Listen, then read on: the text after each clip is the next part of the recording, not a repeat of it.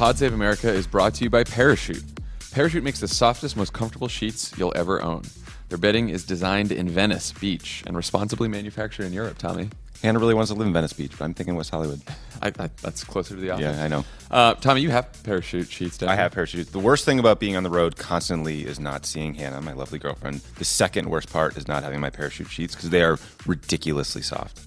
Parachute's 60-night trial means that you can test run your sheets for 2 whole months. If you don't love them, just send them back. No questions asked. Visit parachutehome.com/crooked to get free shipping and returns on everything at Parachute. Sheets, duvets, pillows, and other bedding essentials. I have a duvet too. Duvet cover. Duvet cover. Duvet's a lot. Okay, cover. Yeah. That's a word I learned in the last 5 years. Okay, yeah, it's an adult world. Adult world. We have duvets now. That's parachutehome.com/crooked for free shipping and returns. Parachute's bedding is 100% natural, meaning no harmful chemicals or synthetics. They also give back. They donate life-saving malaria prevention bed nets to those in need through the United Nations Foundation's Nothing But Nets campaign. This is a great campaign. They've donated over 12,000 bed nets so far. This is not a one-night stand. Once you sleep with Parachute, you'll fall in love forever. Oh, boy. I think Lovett wrote that line. Copywriter. Visit parachute.com/crooked to get free shipping and returns on everything at Parachute. That's parachutehome.com/crooked for free shipping and returns.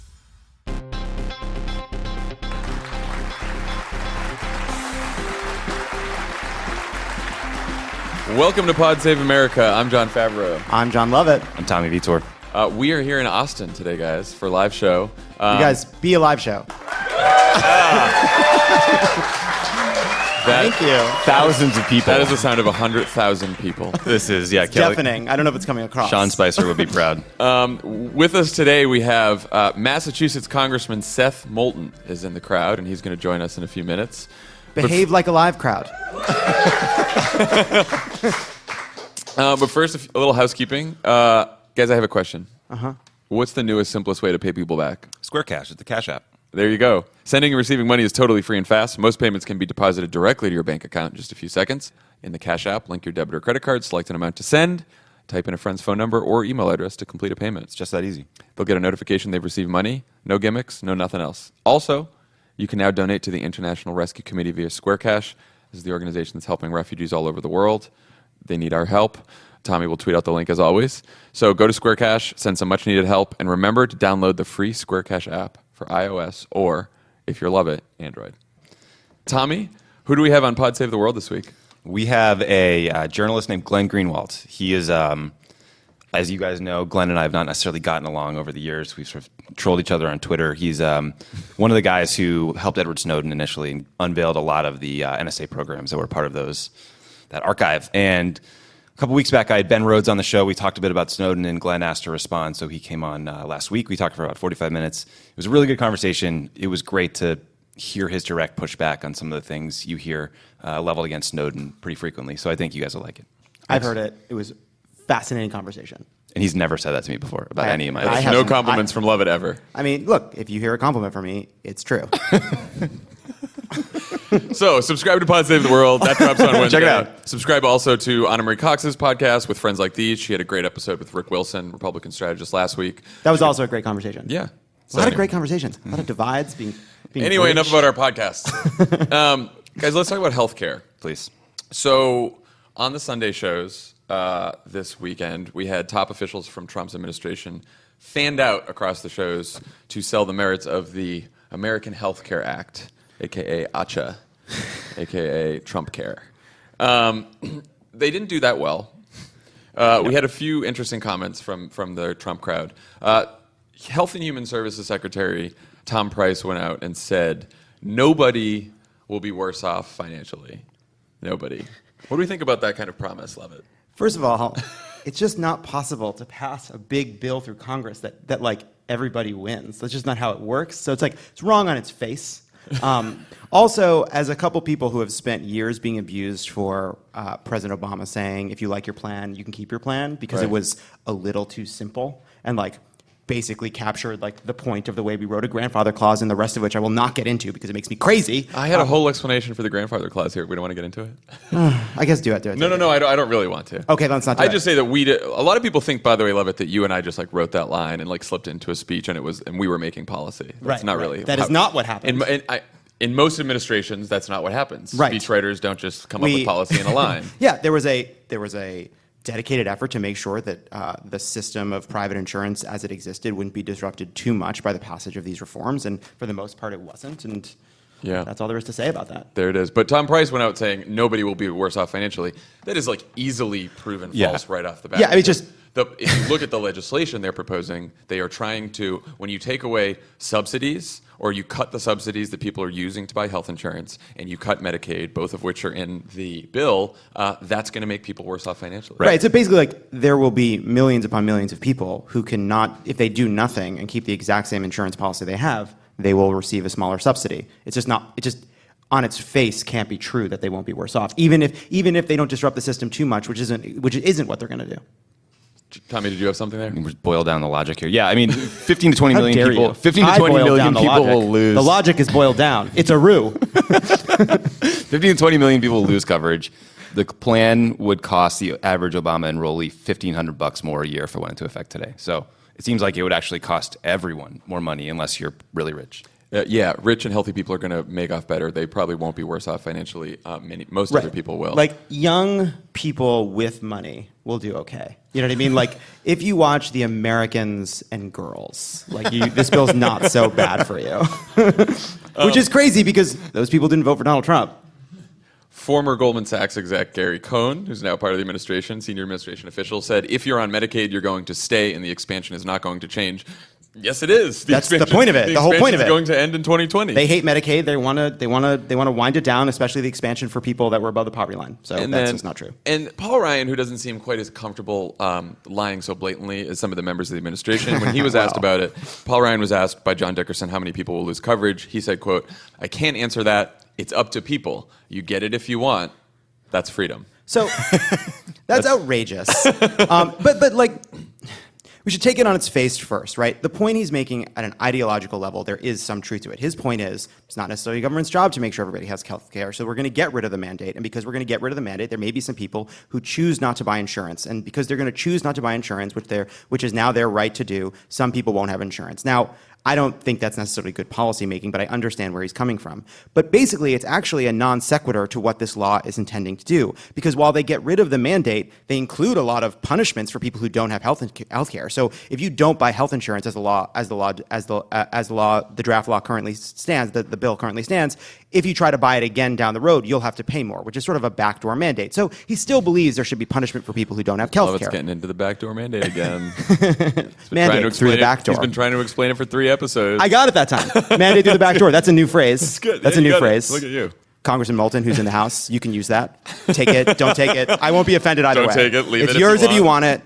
Plagiarism is flattery. But anyway. But the point is you can't get it if you want. Right. You can't everyone should have access to, everyone has access to health care, but you can't afford health care. Like, what people need to start asking Paul Ryan, what people need to start asking these Republicans is, what do you do if you want health insurance, but you cannot afford it under this plan? And the point no one has asked that question, no one's really answered that And the question. point that I'm making is, if you think people should be free to have insurance, that has nothing to do with getting rid of subsidies. Giving people the ability to afford the insurance still fits with your ideology that you're so crazy about, you're going to ruin people's lives over it. Like, if you think people should have the freedom to buy insurance, okay, you want to get rid of the mandate, that's fine. You still need to give people the tax incentives, the credits, the financial ability to buy the insurance you're saying they should be able to choose to buy. That's the point I'm making.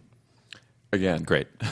If Republicans were very honest, what they would say when they were asked these questions is, we do not believe the federal government should have a role in helping people afford health insurance. We think that the market should take care of that. They are not saying that because they know it is not a popular It's not position. popular. And also, by the way, they're basically keeping the structure of Obamacare in place with this bill, but making it much, much worse. Tommy? So do you think they're making these great big lies because they're growing more desperate, because you're seeing people like Senator Heller and others backing away from the bill publicly? Yeah, no, I think that they have... the CBO score is interesting here, right? So the Congressional Budget Office, which is, as we've explained, a bunch of nerds who are number crunchers, who are nonpartisan. They're not Democrat or Republican. They work for Congress, and they basically decide, they score, what's called score each piece of legislation to decide how much it costs, what impact it will have on the population. So they come up with the estimate. The Trump administration and the Republicans are preemptively attacking the Congressional Budget Office, known as the CBO in Washington, and saying, like, they don't do a really good job. They were off on the Affordable Care Act, so we can't really listen to them. they're doing this for a couple reasons. They know that the CBO score, which will probably come out while we're recording this podcast, news usually breaks while we're doing And by the this. way, if you're all on your phones because you're a bunch of addled, overstimulated people. If the CBO score comes out while Just we're doing shout it this, out. shout it Just out. shout it. Don't Shout get ahead of the yourself. CBO Don't be score. wrong. That'd be annoying. But if it really does come out, tell us. I'm serious about that. So they have it up. want Okay, to start you do. attacking the CBO because they want to frame. The CBO is probably going to say that anywhere between 15 and 20 million people will lose health insurance under this plan. That's the estimates, and so it is in their interest to just say, they're not right anyway. Mick Mulvaney, who is that runs the Office of Management and Budget. He is the guy who's supposed to be crunching numbers, and he was in Congress before this. He actually said that estimating the impact of a bill of this size probably isn't the best use of their time. That is their time. That's what they're supposed to be doing. So let's wing it. But it is part of this pattern of the Trump administration and now some of the Republicans in Congress just telling these lies because they figure conservative media is going to back them up.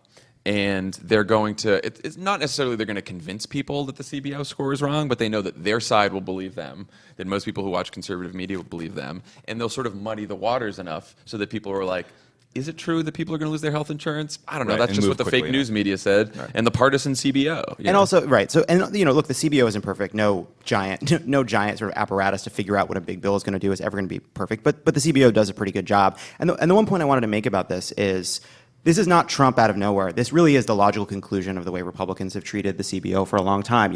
They argued with the CBO every time the CBO said that the Bush tax cuts would cause a giant increase in deficit, even though, of course, that's what happened. So they have this long-running beef that the CBO looks to outcomes in a very specific way. The problem is, it just does a good job. It's sort of on par with what a lot of other estimates will show you. Well, when it comes to the Affordable Care Act, which they said that the CBO was very off on, the truth is the CBO was closest to what the impact the Affordable Care Act had, closer than any other organization. They basically had the amount of people covered correctly. They basically had its effect on premiums correct. So they weren't exactly right, but they were very close. So it's an estimate, and it's it's a also pretty part of close. a pattern, of an ongoing pattern of attacking nonpartisan institutions to undercut their faith in government and just make their arguments breeze through generally, like the Government Ethics Office, like the intelligence community. I mean, this is something they've done over and over again, undermining these institutions. I mean, there's a few examples this weekend, right, Tommy, of them just lying blatantly on this stuff too. There was Spicer and the jobs numbers. Right. Spicer on Friday said the jobs numbers may have been phony in the past, which is what Trump used to say about the jobs numbers, but now they're real. And that one, I'm a fascist. and that one, and then the press corps gave a big hearty laugh, like everyone did to Lovett's joke, and it was really. I mean, I'm sure that they were probably laughing at the brazenness of that lie and of the hypocrisy and of just sort of stating it the way he did, but it's not funny. I mean, I think it was a really bad optic for the individuals in that room. I mean, it was funny. The joke is the president's a liar. It is for the press secretary to make a joke about how his boss is a world historic liar is hilarious. yeah. Well, and then Mick Mulvaney, who runs OMB, also said after he was attacking the CBO, with no evidence whatsoever, said, "Oh yeah, well, I believe that Obama was making up the jobs numbers for years." Just kind of let that out on the right. Sunday In which, show. if you try to unpack that, it would require such a conspiracy that would include, the private sector contributing the data. I mean, it makes no sense on any level.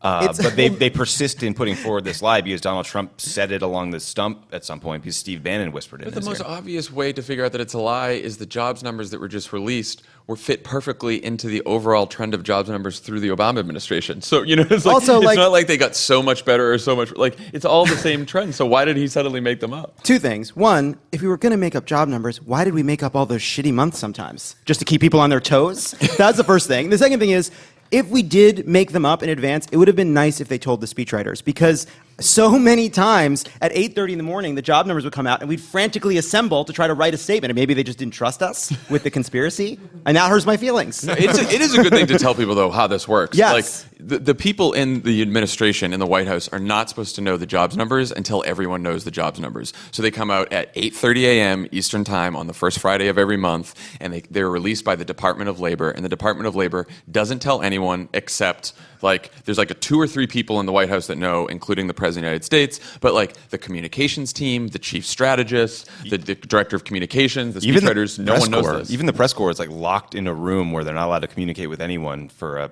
30 minutes or whatever the period of time is before they can actually release them. Remember when we used to have rules in institutions? It was, and you know what?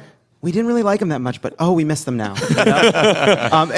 Yes. One more conspiracy. Right. Just it's Speaking not of on the people top. who belong in institutions. I was going to say this is not on the topic of numbers in healthcare, but a lot of people told us to talk about this today, and so we listened to our fans.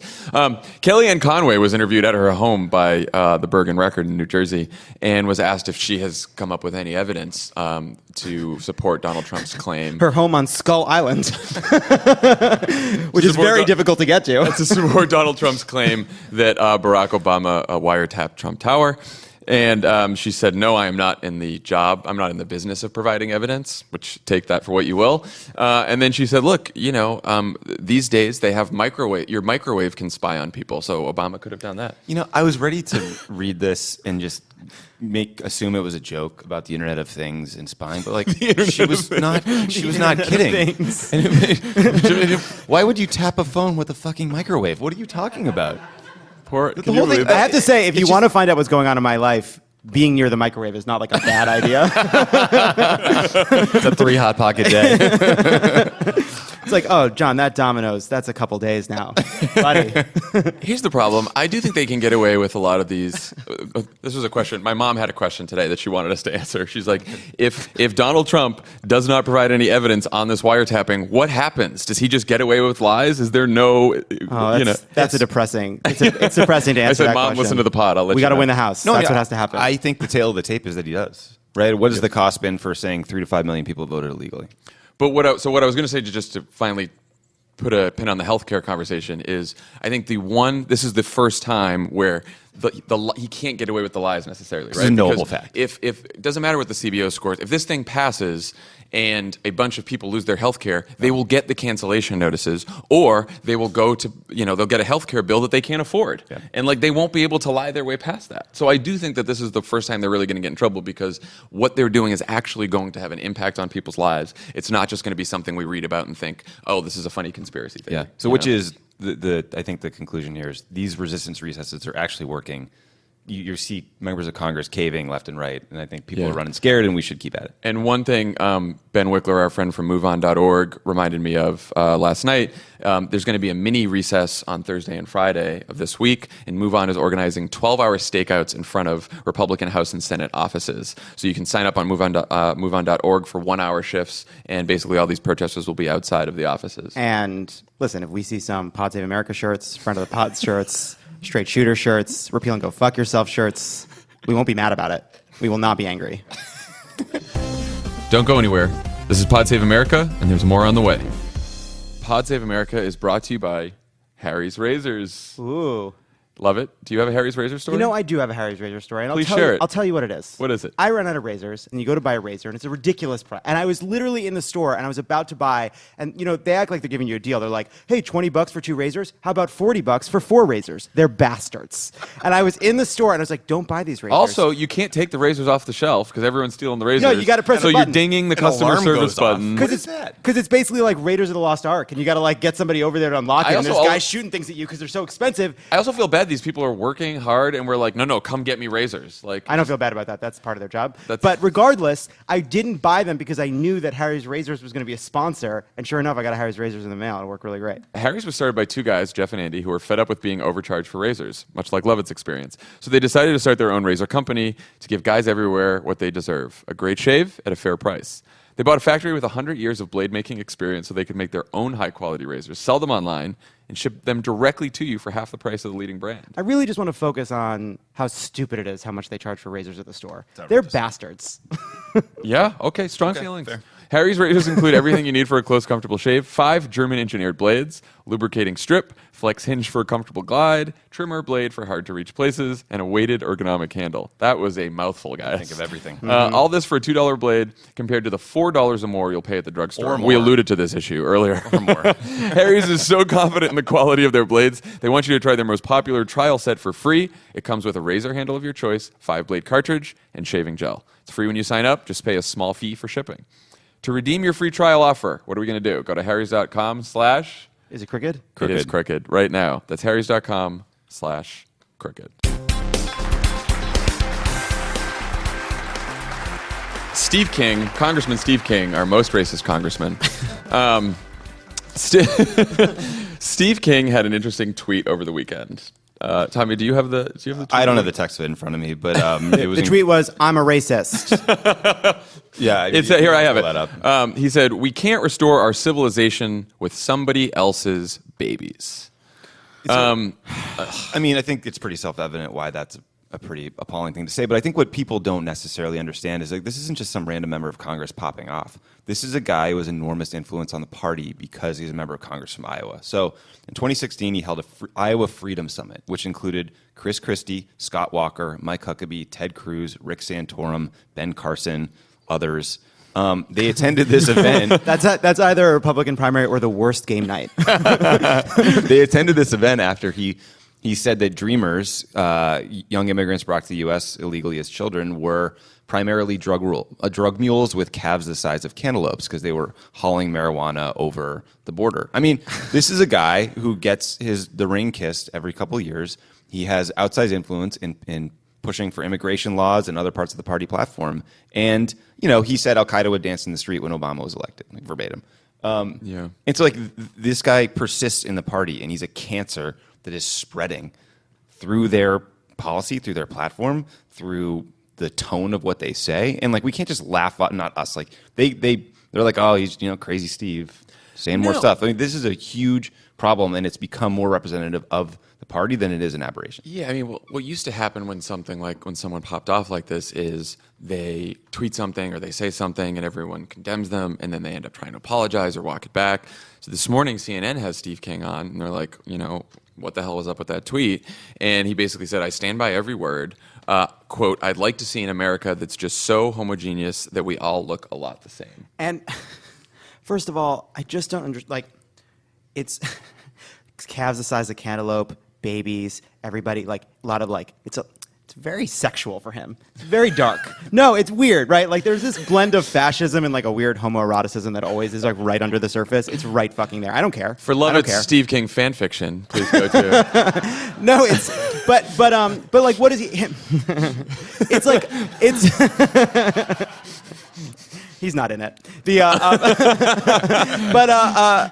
this the Tommy John underwear segment? You're just effortlessly into the worst segue for an ad. But I forgot the train of my thought. It doesn't matter. Well, the point I just was it's just a bunch of, in his mind, sort of kind of adult race science, right? It's about whose babies come here. It's about in his mind, it's interracial, becoming a one color. It's a crazy, childish racist notions. Well, so when you ask a lot of Republicans and conservatives about this immigration debate, they'll say, look, this is not about racism. It's not about ethno-nationalism. It is about national security. We got to protect our borders. We don't want people coming in who are going to do harm. But what Steve King said is that it's actually, for a lot of people on the right, at least in some of these Republican politicians and then a lot of these far-right leaders in Europe right now specifically, it's really not about national security. It's about assimilation. It's about culture. And so, it's what Steve King said is not super far off from what people like Steve Bannon and Stephen Miller have said. Steve Bannon, who said, quote, when 2/3 or 3/4 of the CEOs in Silicon Valley are from South Asia or from Asia, I think a country is more than an economy or a civic society. Which is... And as you know, that's for white people. It's just it's just a very old thing, right? The Muslims can't assimilate, the Jews can't assimilate. We've done this the Irish can't assimilate, the Italians can't assimilate, the Greeks can't assimilate. We've done this a million times, and it's just... Well, basically, Bannon and Miller have been reported to tell other policymakers in Congress that if large numbers of Muslims are allowed to enter the U.S., parts of American cities will begin to replicate marginalized immigrant neighborhoods in France, Germany, and Belgium.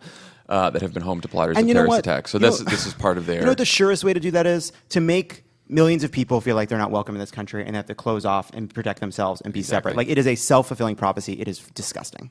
So what do we do about Steve King, guys? You know what? That district's brutal. I mean, I'm not sure there's a lot of... Yeah, what is that like, Tommy? What's that really west? hard. Southwestern Iowa. It's incredibly rural, conservative. I think he One won thing by we like should he stop beat a doing Democrat by like 20 points last time. is stop excusing those voters too, right? Like we should stop pretending that those people aren't voting for this, and like we need to reckon with the fact that there are people that want this kind of politics in our country, and it's a problem. Yeah, well, look, I think we need to. I think part of what you do is publicize that he's been saying these things, and then you leave it to voters, right? Because maybe some voters don't know that he says those things, but maybe some do. I mean, what's so disappointing is that you would think the calves like cantaloupes comment would exact a cost on him and his political future, Just his 'cause it's so ability creepy. his ability to get people to come to his little event in Iowa, but it hasn't. And I think Mitt Romney stood up and said he wouldn't go. I think Jeb stood up and said he wouldn't go. So like we should give them credit for having some courage there and probably costing themselves some votes in a very important part of the state in a Republican caucus in Iowa. But the rest of them deserve all the shame that comes from these comments. Right, like not being denounced, yeah. And plus, like it's hard to get calves like cantaloupes. I mean, I guess you hold the weights and then like get on like a thing with your toes and then kind of step up and down. I don't know how to get. Is calves this like not in your? Is this not in your workout not in routine? your Lovett? No, I'm like thinking out loud, like how do I get calves like cantaloupes? Okay, well, while you figure that out, when we come back, we will have Congressman Seth Moulton join us.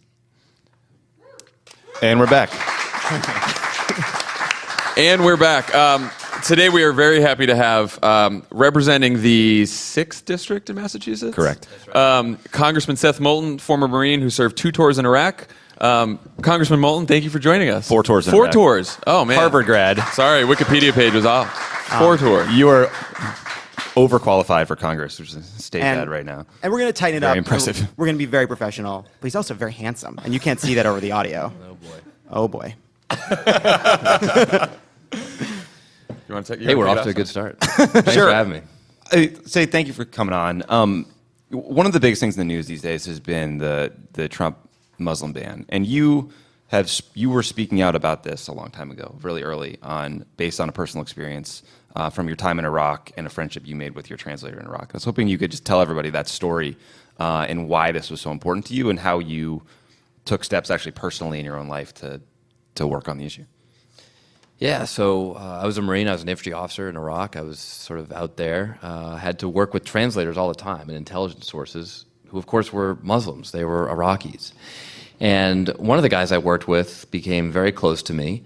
He and I had a very odd job. I was an infantry officer. I was in the first platoon of first company of Marines into Baghdad, and then I was asked to run a TV show. This is a good argument for the State Department, by the way. TV show? So I was actually, the job was actually to help the Iraqis develop a free media. See, the Marines back in 2003 thought that a free media was an important component of a democracy. I know that's a radical idea these days, but we thought that was pretty critical. And so, this lieutenant was assigned to work with the police department, this one with the fire department. I was assigned to work with the Iraqi media. So we had to teach them the principles of what an evening news broadcast was like. I mean, they used to just play tapes from the Ministry of Information in Baghdad. And so while we're teaching That's these because guys... they learned from Hannity. That's right. We're moving in that direction now. But one of the things we did is we just did some public service announcements on TV. They proved surprisingly popular, and Moulton and Mohammed suddenly had a TV show, and I was signing autographs in the street. I was way more popular in Iraq than I was in my district when I started to run for Congress. Where can we watch episodes of Moulton and Muhammad? You can't. It's entirely on off iTunes secret. now? Syndication? See, because you can't see them, it sounds like a really good, professionally produced show. In fact, the bar was very low. So was one of you neat and one of you messy?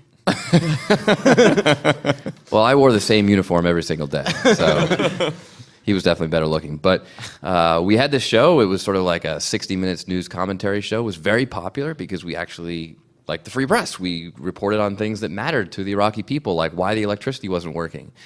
But it meant that Mohammed was not only a quote-unquote collaborator with the Americans, he was a very public collaborator because he was literally on TV. So he came to the U.S. on a Fulbright scholarship. To his credit, he got that on his own. But then he couldn't go back because the country had descended into civil war, 2006. It was a death sentence. In fact, his family had to pick themselves up and move to a different city because they were threatened because of Mohammed's work with me. Wow. And so my family took him in while he sought asylum. And he was living at my parents' house in my brother's bedroom for about a year while his asylum application was going through. And ironically, during that time, I got deployed back to Iraq. So their son was in Iraq. They had an Iraqi son living with them. And he's become part of the family. He comes to Christmas and Easter and Thanksgiving, and he's just like one of the kids now. So what do you hear about the refugee ban or capping the number of refugees at 50,000? Well, so Do you here's think that here's the needs to be- thing. Just to put the Constitution and morality aside for a second, to sort of minor things, let's just talk about Trump's rationale, which is it will improve national security. And he's dead wrong. This will absolutely weaken our national security. Because first of all, ISIS and other terrorist groups are going to use it to recruit against us. They already are on Twitter. It's not that hard to see. And inspire attacks against us, inspire attacks against our troops. That's happening. And then second, it's going to be much harder to get people like Mohammed to come work with us. In fact, I remember the day that Mohammed showed up at our base in the morning for work like he did every day, and he said, "Seth, I have to quit. I can't work with you anymore." So Mohammed, what happened? And he said, "Well, some insurgents came to our house last night and said that they will kill me or my family if I continue working." And I convinced him to stay on the job because what we were doing together was that important and because we would take care of him. And he trusted me, he trusted the Marines to do that. But how do you think those conversations are going in places like Iraq or Afghanistan or Syria today? Not very well. What do you think the steps are to deal with the revised travel ban that they put in place, right? Because one thing that struck me is they do the first ban, it causes incredible, so many people's lives are disrupted, travelers are disrupted, there's all these protests. The revised ban was signed, it was sort of quiet, he didn't do it in front of cameras, and we've all sort of, this is like a typical Trump thing now, we all freak out about something and then we sort of move on to the next thing because we can't stay outraged, right? So what do you think sort of the steps are now on the ban? Well, first of all, we've just got to be honest with people that this is a Muslim ban. Like, this is the same thing. It hasn't changed. They've made it a little bit more legally acceptable. I think it's still going to be found illegal. And it absolutely doesn't do anything to improve the national security picture. I mean, it's still going to be used by our enemies against us in the same ways that the previous one was. So we need to just make sure everybody understands that. That's the first step. I mean, do you think we're sort of relying on the courts then at this point? I mean, or do we have to? I mean, I guess the question would be like, how do we motivate people to actually change public opinion? Barring that, do you think we're sort of stuck waiting for courts to rule that it didn't change at all because they left out the green cards? Well, it's another time when we need courage from people, especially folks on the other side of the aisle, who can stand up and say, no, this is still really bad. And as a veteran, that's one of the reasons why I speak about it. And I don't just talk about the constitutional issues. I'm actually one of the only members of Congress who's not a lawyer. But I do talk about the national security implications and what this means for our troops, for the guys that we're asking to put their lives on the line every day. Because it's bad. It's really bad. What do you think about how things are going in Iraq, specifically the effort to retake Mosul, and the decision that was made by Obama to send more troops back into theater? And it sounds like Trump is considering an even bigger increase of up to 1,000. Yeah, so the irony with President Obama's policy in Iraq is that it actually was really successful militarily in the sense that, I mean, just from pushing ISIS back, I mean, ISIS controls next to no territory today compared to what they did early on. Now, I'm not going back to how ISIS got started in Iraq, and there's a lot of criticism that I think President Obama deserves for just kind of how allowing this political vacuum to form that ISIS then came to occupy. But when he made the decision to go after ISIS, he started doing so very successfully. And so the military's done well. But the problem is that how do we prevent the same situation that got us ISIS in the first place, which was a political vacuum that some terrorist group came in to fill, right? So that's what we have to be asked. That's the question we have to be asking.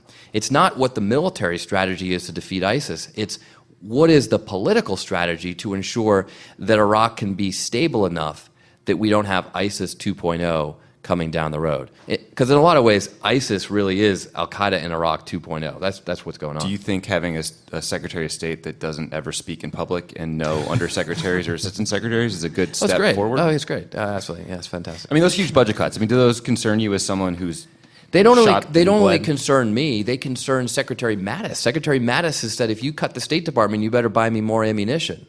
And that means that more Americans, young Americans, are going to die because we're not doing diplomacy.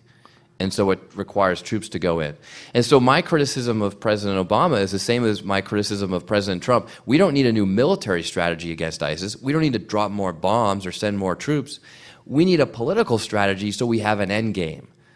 So that at the end of the day, Iraq can take care of its own national security. And we can finally come home for good. How are you liking Congress?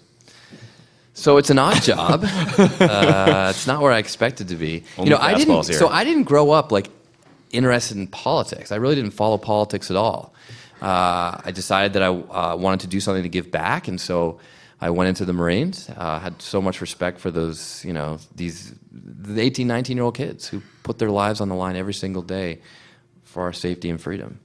And this was just before September 11th, so I didn't know I was getting into a war when I made that decision. But I ended up going in, did 4 tours in Iraq, and I thought over the course of those tours, I saw some of the consequences of failed decision-making in Washington, failed leadership in Washington, making a lot of political decisions about how to fight the war that affected us on the ground. Was there any one specific decision that you remember hearing that you thought, I need to for example, I remember remember when President Bush got up in front of the country and said, the Secretary of Defense is not doing a great job, so it's time for him to go. And he did that just after they lost the midterms. Right. And I wanted to say, you know what, Mr. President, you ought to write a letter to the mother of every 18-year-old who died between the time you knew that Rumsfeld had to go and when it was politically convenient because of the midterms to fire him.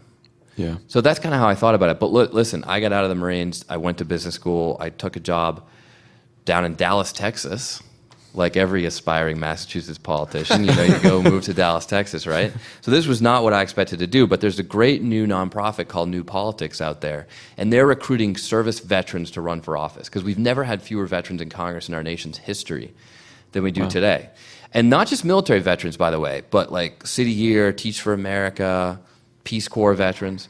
And the founder, Emily Cherniak, she called me up and said, you ought to run for Congress. And I said, I'm living in Dallas, Texas. Like, I'm not moving back to Massachusetts. This is a crazy idea. But she kept after me. In fact, that night, someone asked me, well, Seth, who are you going to run against? And I couldn't even remember the congressman's name. That's how checked out of politics I was. But I ended up taking on this incumbent, this 18-year incumbent, who I said was too partisan and not getting anything done, and won a pretty tough primary, and then won a tough general election in 2014. So I'm very new to this whole thing. I've only been in politics for about 2 years. But when I ran, the number one question I got on the campaign trail was not, hey, what do we do about ISIS, or what do we do about Obamacare? It was, Seth, why do you want to get involved with Congress? Right. Congress is broken. Everyone hates Congress. Why don't you do something else? And you know what? Nobody asks that question today. Everyone says, because thank it's God working. someone's there. Because Congress is perfect. No, it's not because Congress is perfect. It's because, my God, suddenly I realized with the administration that we've got, Congress is really important. Yeah. Have you found it frustrating? Of course, it's frustrating every day. But you know what? If you go there to be frustrated, you're never going to make a difference. And I think it's disproportionately the older people, the people who've been there for a long time, who just kind of get cynical and say, oh, this is just whatever. It's never going to change. And I think if I get to that point, that's time for me to move on. Do you see a new generation of representatives sort of coming to the fore? I mean, absolutely. And look, when I ran, I was running against the party.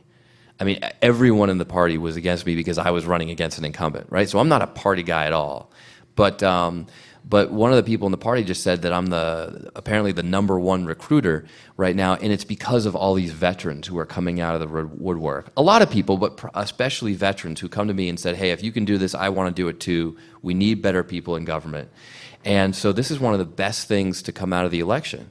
In fact, if you make a list of all the good things to come out of the election, number one is new people getting involved in politics, wanting to make a difference. Yeah.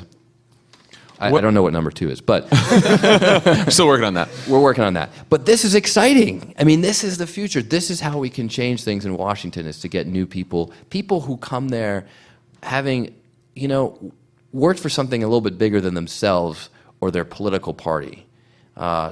Get those kind of people in Congress to start serving. Should we term limit leadership positions, committees, members of Congress themselves to help that process? Absolutely. I think it'd be a big help.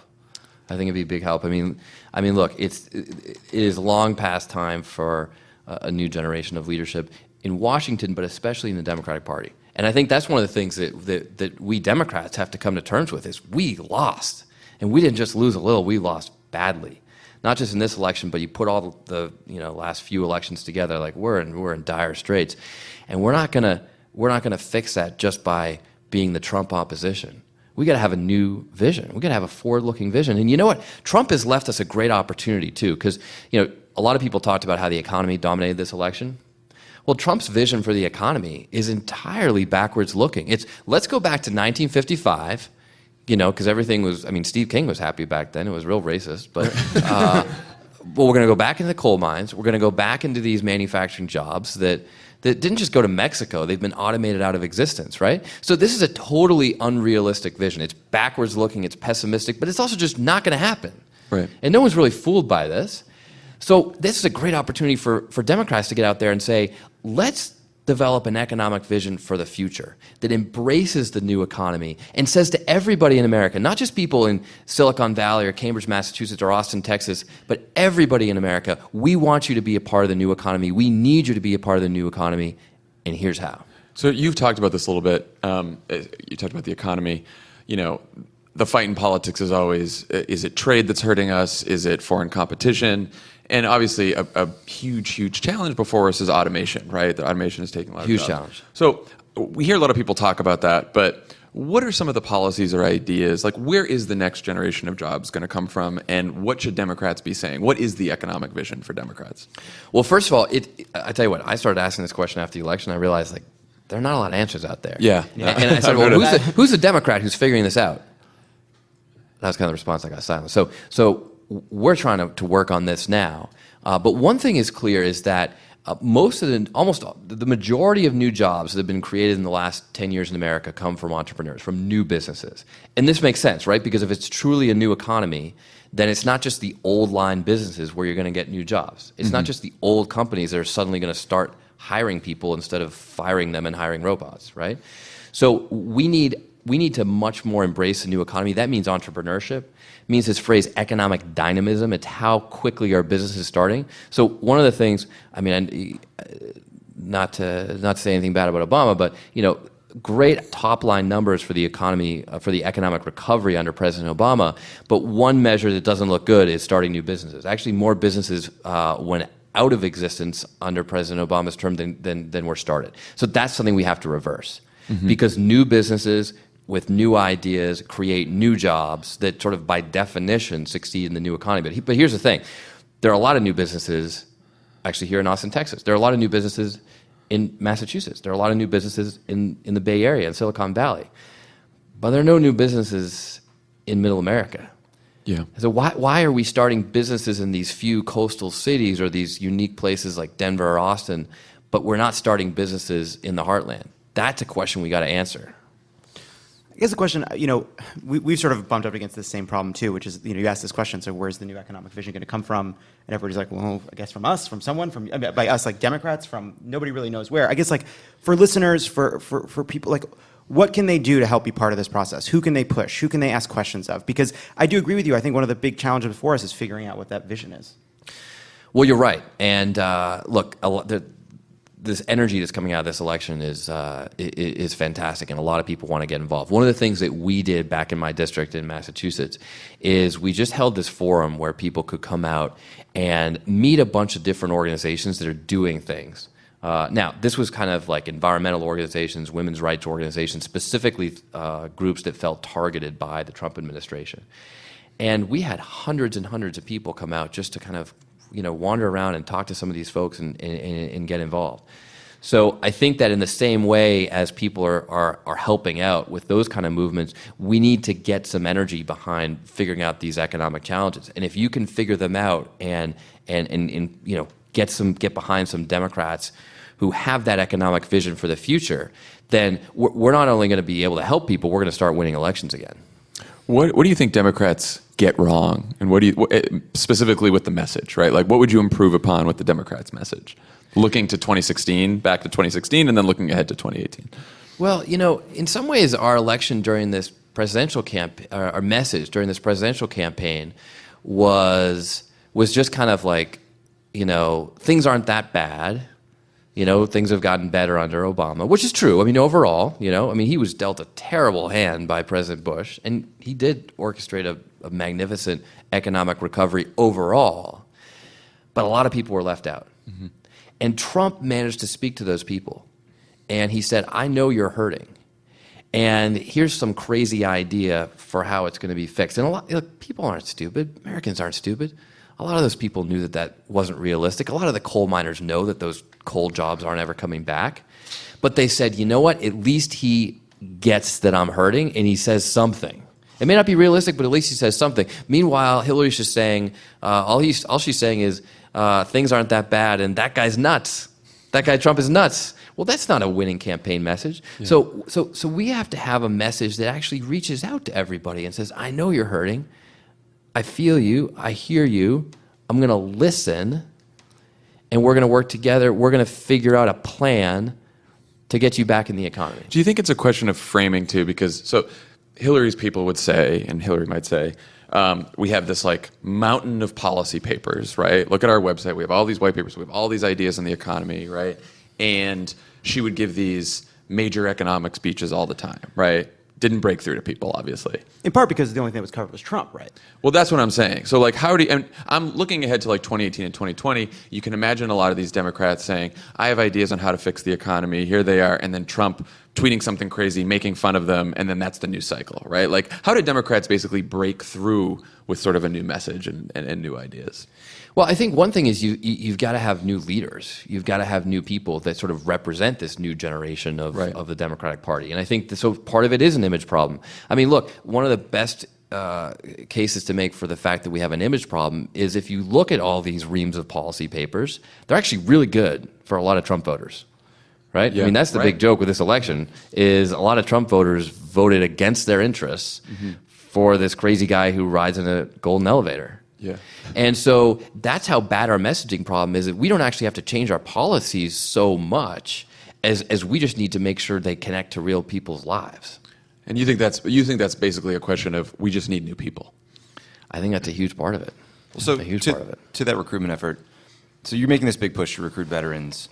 Do you find that you're able to have a better conversation about foreign policy with someone like Congressman Kinzinger, who served? I mean, is Absolutely. there like, do you guys sort of see eye I to sat eye on a more panel things? with him 2 days ago, and it was a amazing how much Republican Congressman, Air Force, I believe, right? Yeah, Air Force Congressman, and he look. There are things we disagree on for sure, but there always used to be this tradition in America where those partisan disagreements would end at the water's edge, and we could at least be united on foreign policy. And I think you still see that in large part among veterans.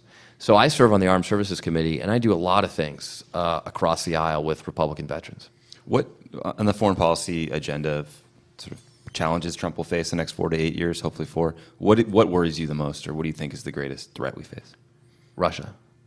And, you know, people ask me this question a lot, and I used to, 5 months ago, I answered this question by saying, we got to think about this short-term, medium-term, long-term. And in the short term, the greatest threat is from terrorism. Not just like killing a lot of people, but the reaction that we might have to terrorism that might fundamentally change our values, our Constitution. In the medium term, it's a resurgent Russia, and then in the long term, it's a hyper-competitive China. And now I answer that question by saying, in the short term, it's Russia trying to undermine our democracy. In the medium term, it's Russia trying to undermine not just our democracy, but other democracies across the world. And in the long term, it's Russia, because we might not even get to the long term, because we could literally have a nuclear war with Vladimir Putin. So you're worried about like the asymmetrical cyber attacks in the near term. Do you think that a 54 or 10% increase in military spending is appropriate to manage that threat, because you're worried about a long-term nuclear threat, or like what horizon are you looking at? It all depends on how we spend it. And if we're cutting the State Department, we're cutting our diplomats at the same time as we're expanding our military, it will absolutely make things worse. And I know I said a pretty strong statement there when I said we could get in a nuclear war, so I want to unpack that for a second. Please do. I'm trying to cheer you up. We're scared. No, look, it is scary, but this is what we have to. This is a threat that we face today. Russia's changed its doctrine. They're now willing to use tactical nuclear weapons. They have this idea that they can escalate to de-escalate. Well, what happens if Russia uses a tactical nuclear weapon in Europe, especially if Donald Trump is president, who, by the way, has the sole decision-making authority over the use of nuclear weapons in the United States? Sleep well tonight. What happens? He fires a nuke at them. And that escalates very quickly, very quickly. Russia right now is violating one of our landmark nuclear weapons treaties. I actually asked the vice chairman of the Joint Chiefs of Staff in a hearing this past week if they were violating the treaty, And he answered me, he said, yes, it was the first time the administration has said publicly, or the defense, the DOD has said publicly that Russia is violating this treaty. This is a big deal, folks. Russia is violating a nuclear weapons treaty. And what has Trump done about it? We haven't even heard I mean, him he talk hasn't about even tweeted about it. That's how out to And lunch that bar he is low. We And just that gotta get bar's very Don low. Lemon to fucking talk about it. So look, I don't want to end on a pessimistic. I don't want to be pessimistic here, but these threats are real. Yeah. These threats are Yeah. real, and that's the existential danger that Russia poses. So when you have an administration that wants to cozy up to these guys, when they're trying to undermine our democracy, and you don't have Republicans and Democrats standing together to oppose them, you know what Putin's going to do? He's going to take the same message he did in the Crimea. He's going to say, whoa, I just tried something pretty bold, and it worked. So you know what I'm going to do? I'm going to do a little more. Well, are there any conversations like on the house gym or in the hallways where people are like, hey, this is getting kind of serious. Paul Ryan, maybe you could find some courage or a spine, rent one online. Like, Yeah. when are we going to hear these moderate Republicans stand up besides John McCain, Lindsey Graham, and a couple others? Well, there are a few, and let's acknowledge John McCain and Lindsey Graham for the cards that they're showing. And I think we can get more, and I think some of it will come from other veterans. I mean, it's notable that those are both veterans, right? Courage seems to be in short supply in Washington these days. In the house gym, I go every day. In fact, I'm a part of a bipartisan workout group. Nice. There's two groups that work out together. Love it goes to base camp. There's one that does this P90X, which is kind of like dancing around and whatnot, and then there's one that does CrossFit. And I'll just say that Paul Ryan and I are not in the same workout group. But in any event, when you go to the house gym in the morning, like, people are pretty real. And people know that this is a problem. People know that their president's crazy.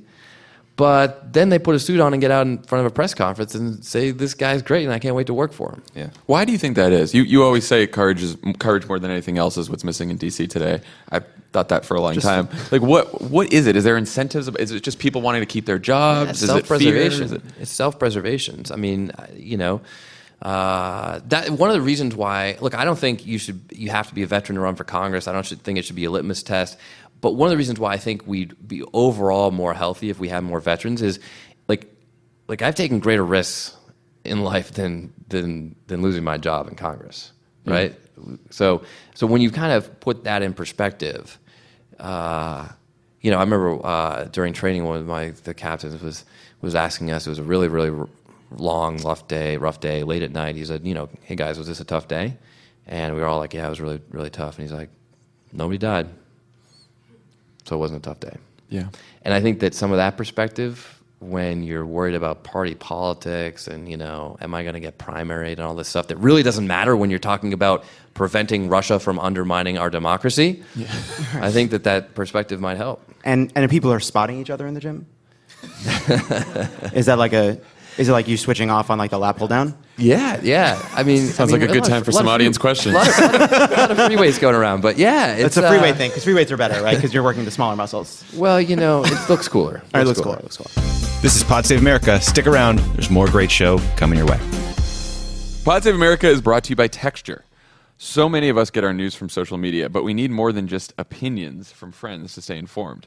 That's why you can get trusted sources like The New Yorker, Time, The Atlantic, and Vanity Fair all in one app called Texture. I feel like that was a shot at us. I thought it was a shot at fake news. Okay. With Texture, you get access to 200-plus magazines full of in-depth interviews and stories all in the Texture app right on your tablet and phone. The Texture app has gone beyond delivering just the magazine itself. They've made it easy to find and enjoy the articles you want to read with daily recommendation, exclusive interactive features, videos, and more. Texture makes magazines easy, and there are so many great ones out there. Time, Vanity Fair, Rolling Stone. Texture's searchable. You can mark what you like, check out back issues, view bonus video content, and they even curate articles and magazines just for you or whoever you're giving Texture to this year. So, good deal. It's normally $9.99 a month, and you get over 200 magazines. But if you sign up right now at texture.com/crooked, you get a free 14-day trial. So, why subscribe to just a couple of magazines when you can have all of your favorites on your smartphone or tablet all the time for way less? Plus, Texture was selected as one of Apple's top 2016 iPad apps. So, there's no reason to not start your free trial today and download the Texture app. Remember, we're offering listeners a 14-day free trial when you go to texture.com/crooked. That's 14 days for free. Texture.com/crooked. Crooked. I'm going to go do it. Yeah, that's some really good political reporting in these magazines that are just, you wouldn't necessarily know to find it. It's better than reading tweets. Better than reading Texture.com. anything is. That's my Texture. slogan. Better than the tweets. Okay. Pod Save America is also brought to you by Squarespace. To do the Squarespace ad, we have Jon Lovett here, who was late because he was walking and taking selfies with his fans. I was not late. There was no time. I'm here well before 11:30. I love Squarespace. I use it all the time. You do? Love it. You know Have you what? ever tried to start your own website? Do you know I what a did. hassle it can be? I do know what kind of a hassle it can be. So make your next move, make your next website with Squarespace. hey, maybe you want to start a new company because you keep being excluded by your two bro friends. Use Squarespace. Well, how does that help? It helps me. It helps me start a new and even better company. Create a beautiful website with Squarespace's all-in-one platform. There's nothing to install, patch, or upgrade ever. Squarespace provides award-winning 24/7 customer support and will help you get your own custom domain with an experience that's fully transparent and simple to set up. Make your next move, lock down your domain, and create a website to launch that idea. Use offer code CROOKED for 10% off your first purchase of a website or a domain. That's CROOKED for 10% off your first purchase of a website or domain with Squarespace.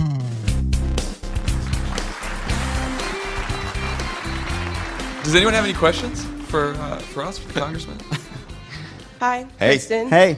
Friend of the pod, Austin, Good to see you again. Texas. Good to see you too. I want to know if you think that the media puts too much attention on his tweets instead of, saying, okay, yeah, he tweeted something crazy, but it's a distraction for this. Let's talk about this. Because I know there was the whole thing with Don Lemon and that guy who was like, this is fake news, let's stop talking about his tweet. But he kind of had a point, like, not in the sense that it's fake news, because that's not what we've all kind of established what fake news is now, but in a sense it's like, why are we talking about the fact that he's tweeting something crazy?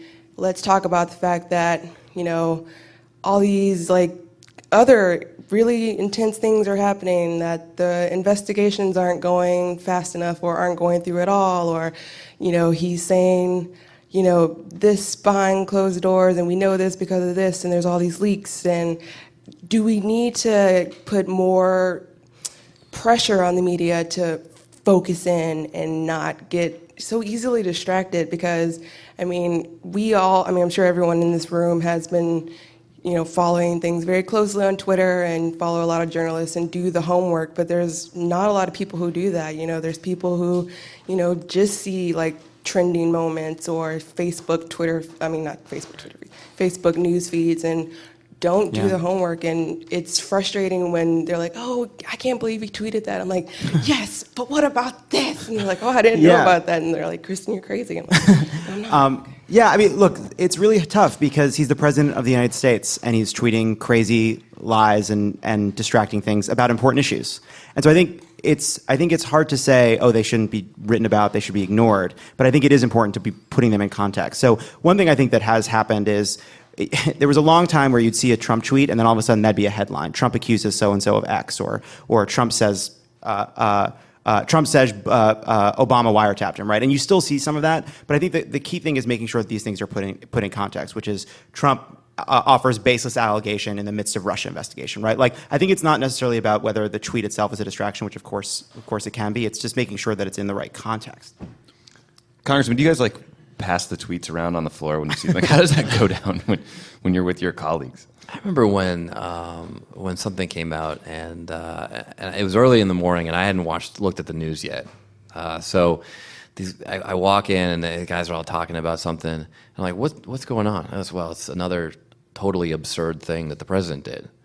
And this was Republicans saying this. And I remember thinking to myself, you know what's absurd is not that Trump did that, because Trump is an absurd person. What's absurd is that you supported this guy in the election. And still do. And you still do. Right. Yeah. Right, but not at the gym, apparently. In the gym, they're great guys. They put their suits on, they become maniacs. It's hard because I agree, like, the problem is that the media has sort of a built-in incentive to cover more sensational, trivial things than they do substance. That's existed long before Trump. But he is the president of the United States, like Lovett said. So when he does tweet something, you sort of have to cover it. The question is the balance between if Trump is tweeting, if he's just like making fun of Chuck Schumer and calling him fake tears Schumer or whatever, is that as important as if Trump is tweeting about a policy issue, in which case you do want to cover it because he's the president of the United States, that could have implications for millions and millions of people. Hey, right? let's give credit where credit is due. right? I'm about to say something nice about Donald Trump. He's actually good at manipulating the media. Yeah. He is. He's good at that. Yeah. Well, he's a showman, and he's been manipulating the media since long before he was in politics, and he knows what rabbits that they'll chase, right? Right. And I mean, it's like we wouldn't say a teacher was good at manipulating her kids because she gave them all Oreos. I'm just saying, like, they're the press. It's not that hard to get to the bottom of it. well, that goes to that. That's an interesting thing too. Is I don't know that there's a lot of people like, oh, Trump is trying to distract us from X. I don't know if there's that much thought necessarily behind what he does versus what's just an impulse, right? He wakes up, he sees something on Morning Joe, or he sees something on CNN, something on Fox and Friends, and he just says, I'm going to grab my phone and I'm going to speak my mind about this. Like, I don't know that it's a planned out strategy, but it happens, and I do think, I think the media's been getting better about covering substance, but this is like sort of a bigger issue, which is, and look, the media has to do what the media has to do. At least for Democrats, I think we have to do a better job of focusing on like specific issues and policies from Trump that are actually going to affect people's lives, because we're not going to win if we just say, oh, Trump said something crazy. Isn't that nuts, right? Like, we actually have to talk about how his healthcare policy is going to affect people. Because, by the way, we tried that. That's how we tried to win this past election. Yeah. And we all, look, Hillary fell into that trap, but all of us fell into that trap, right? It's just That's like right. something Trump does is crazy. We do 2 days about it. The news goes there. We go there too. And all we're talking about is the crazy thing. We're not talking about the policies that he just put in place that are going to hurt people. Yeah, we're not talking about our plan. We're not talking about our strategy. We're not talking about how we want to help people. Yeah. Thank you. My name is David Modigliani. I'm a high school friend of Tommy Vietor's from back when he dominated the weight room in the mornings on behalf of the Milton Mustangs. Nice. Congressman Moulton, thanks so much for your service to the country and on behalf of the great state of Massachusetts. You spoke about the economic distress, particularly in the heartland, and Donald Trump's ability to communicate to those people, to reach out, to say, even if his ideas don't make a lot of sense, I feel you, I feel that you're hurting. He seemed to also be very successful in dividing those folks from those, for example, in inner cities that might be feeling very similar economic distress, a very similar sense of hopelessness, a lack of resource, food deserts, not availability of credit and other economic resources.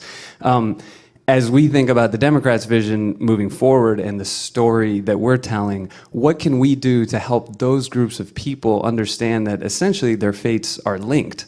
What can we do to, I guess, whether it's telling stories, whether it's connecting those folks, I guess, on a national level to prevent the successful division that has led to so many electoral successes on behalf of Republicans and others? Yeah, it's a great question. I mean, when people are hurting, they tend to go back into their corners. And that's part of what we saw in this election. But, I think back to my experience in the Marines. In my platoon, I had Marines from all over the country, from Massachusetts and Vermont, but also from Alabama and Texas. I had a Marine from a gated community outside of Park City, Utah, and Marines from inner city Brooklyn, New York. And we came together with remarkably different backgrounds, different religious beliefs, different political beliefs. But at the end of the day, we were able to set aside those differences to do what's best for the country. We had a mission. And I think what Democrats need to give to Americans is a mission. And to talk about how, everybody is entitled to the American dream. A lot of the people you describe feel like they don't have access to the American dream anymore. They've lost a job, they don't have a prospect for getting a new job, and even worse, their kids might be worse off than they are today. The American dream is about everybody having the potential to succeed. Not everybody will, by the way, but everybody has that chance. And that happens when people come together, when people from different backgrounds, when I benefit from having guys from Alabama and Texas in my platoon, because I know that they know things I don't. So I think if we as Democrats can give that mission, to really show a plan to the American people, it'll help bring folks together. And you mentioned another great way to do that earlier, which is AmeriCorps, City Year, like national service programs that I think that you have to watch Paul Ryan from gutting the budget for these programs. Yeah, and when I came back from Iraq, I was amazed by how much I had in common with people who had just, who'd gone and served in an inner city school in New Orleans for a few years. Yeah. Because you had that experience of serving your country, of putting your country first. And if in going back to the fundamental ideals in our Constitution, the kind of things that Donald Trump just doesn't care if he shreds right up. But most Americans know that the Constitution is important. The oath I took as a Marine is the same oath I took to protect and defend the Constitution of the United States of America as a United States Congressman. Can I ask you a question? You know, we talk a lot about politics, obviously, but but there's also Welcome to the show, Lovett. I'm not, you know. Anyway, but part of this is about culture, and I think one thing that Donald Trump appeals to is a sense that, you know, they're treating you like suckers. You have to get what's yours. You got to take advantage. I mean, Trump got a lot of, you know, I'm going to do for you what I did for myself, right? I take advantage of people. I'll take advantage of people for you. That's a little bit part of his appeal. And it's a little bit of this dog-eat-dog reality TV show idea of competition. And I think that is something that's like in our culture now, this sense that like, oh, people are taking advantage of the system. I should do the same. So culturally, what do we do to sort of inculcate a better sense of, I don't know, solidarity, mission, a sense of selflessness in our culture and politics? Well, look, I'm going to go back to what Tommy said because I'm a huge believer in national service. And if young people in America, I don't think we should have a draft. I don't think you should be required to serve the country. But I think it should be an expectation that you ought to do something. And if we got back to that point in America, General McChrystal is a big advocate for national service too. And he talks about getting to a point where when you have a job interview when you're 30, just the first question off the bat, because people want to know, is what did you do to serve? Where did you help? And maybe it was in Iraq as a Marine. Maybe it was in New Orleans in City Year. Maybe it was just something in your community right where you live. But you did something to serve the country, and you got that experience of making some personal sacrifices to do what's best, not just for America, but for other people around you. I mean, when I was in the Marines, in this war that I, by the way, didn't agree with, I mean, I thought Bush was a little crazy to get us into Iraq. Not as crazy as Trump. He looks great now. I mean, George W. Who would have Bush's thought that was going to happen? stock is skyrocketing Man. with this guy. But you know, a lot of what I was doing every day was just looking out for the guys to my left and my right, because we believed in each other. And that's what you're talking about, right? Is believing in each other enough that you don't want to take advantage of the system. You don't want to scam the system because it's going to hurt somebody else who matters. Hey, how you doing? Mike Watson here from Austin, Texas. Got a little bit of allergies going here, so not so good. As someone who didn't know you prior to coming into this room, very impressed with you. My question is pretty simple. Would you ever run for president? That was not directed at Lovett. I just want to flag that. Listen, I'm thinking about it. Like, obviously, I have a lot of decisions. I think about my family. I never considered running, but obviously, the interest is something that's like really moving. And The eyes are rolling hard. There we go. Next question. All right. that was to give you space to come up with a way of saying that's not something I'm interested with giving yourself an option. Look, I literally got asked about running for Congress 2 years ago. I mean, you know, like, Nice. There it goes. Look, the thing that's exciting to me is the fact that there aren't a lot of like exciting Democrats out there, but there are a lot of exciting Democrats coming out of woodwork. And I think that's the exciting thing about what's going on in the party right now. But look, I mean, yeah, most people don't even know who I am. I mean, follow me at Seth Moulton on Twitter. I need like every Twitter follower I can get at this point. He tweets himself. That was very presidential lately. I do tweet myself, and I used to brag about it, as I used to thought it was like a great thing. I'm one of the only members of Congress who does his own tweets, and now it's kind of like, Yeah, right. I mean, the other thing for folks, all the people in the room and everyone back home listening to this on their phone, if you hear a congressman like Congressman Moulton and you really want to support them, go on their website and give him $10. It's like time he doesn't have to spend fundraising, and he can be working on policy or, you know, Look at building that. a party. Got Tommy as a fundraiser right now. I gave you some money back in the day when you announced your Thank stand you. on the refugee crisis. I should disclose that to you now. I didn't before. So he's here to. So the Congress is here to just reward the big donors. Maybe you should be president. oh my God, figuring out politics. We have time for one more question. Thank you. Max Oglesby from New York City. And I wanted to link together two thoughts that I was mulling over. The congressman mentioned economic dynamism and also the need for the Democrats to provide a mission for people.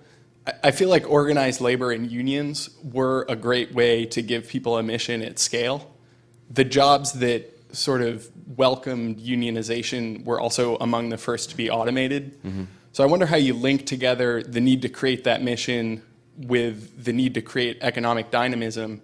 And those entrepreneurs are probably the 1 in 10,000s, the 1 in a millions. So how do you link those people together so that you get the scale of labor with the economic dynamism that you mentioned? Yeah, it's a great question. I don't know I have the full answer, but I'll tell you this, that there are a lot of people after the election, a lot of Democrats got really angry that many union members voted for Trump and started saying, look, the unions abandoned us. Look, the unions didn't abandon us. We abandoned them. We weren't looking out for these people who are losing their jobs to automation, who are seeing their jobs go away and don't have a chance to get it back. And you know what?